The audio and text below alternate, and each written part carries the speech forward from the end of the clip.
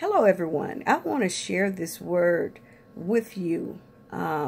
Something that has truly blessed my spirit even on today. And that is when God will not change course.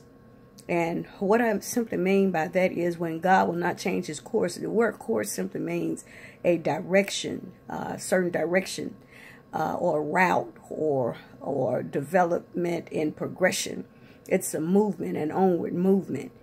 When God will not change his course, meaning that sometimes we can be dealing with certain things or certain issues or certain situations in our lives, and we're praying and we're fasting, asking God to turn it around, asking God to deliver us, asking God not to allow this thing to come into fruition or into manifestation. And the more we're praying, the more we're fasting, and it seems as if God is really not hearing us, regardless to how much we pray and how much we lay prostrate on the floor. It seems as if we still got to go through this thing right here. This thing here will not change. And sometimes we become discouraged. You understand what I'm saying? In the walk when God will not change. You can have that faith, and you got that faith, the faith the size of a mustard seed, that faith that you can speak to mountains and mountains be moved. You got this faith. You're walking in this type of faith. You're reminding God of what his word says, and still God is not changing his course. Well, let me say it to you the way that it was spoken into my spirit. And that is, you remember Paul, I believe in the book of Corinthians, when Paul, this great man of God, this man, this apostle, this man who withstood shipwreck, this man who took beatings, this man who was locked up behind prison bars, this man who went all the way out for God, this man who reached out to souls, the souls of the people. You understand what I'm saying? This man here who believed God, if God said do, he was there to do it. Well, you remember in the book of 2 Corinthians, I believe that it is 2 Corinthians. You remember when Paul recorded that there was a thorn in his flesh. You remember how he prayed to God 3 times, asking God to remove this thing. Here's a man now. Be remindful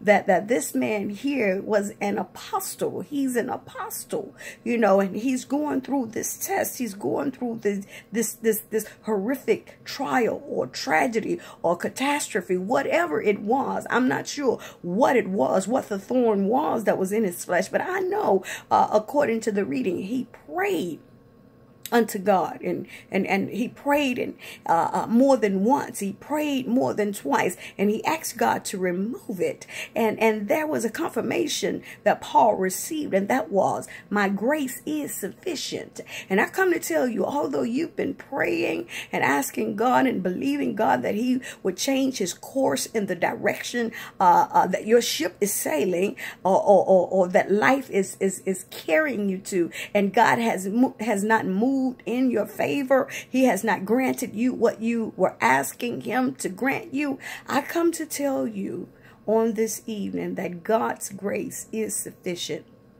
Whatever it is that you're going through, whatever life has thrown your way, whatever road you must trod, I come to tell you and to piggyback off what Paul said, his grace is sufficient.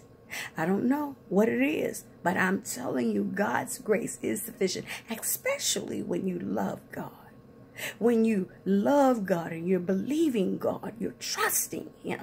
You got to trust him in everything that you're doing, everything that you're going through. You got to trust God.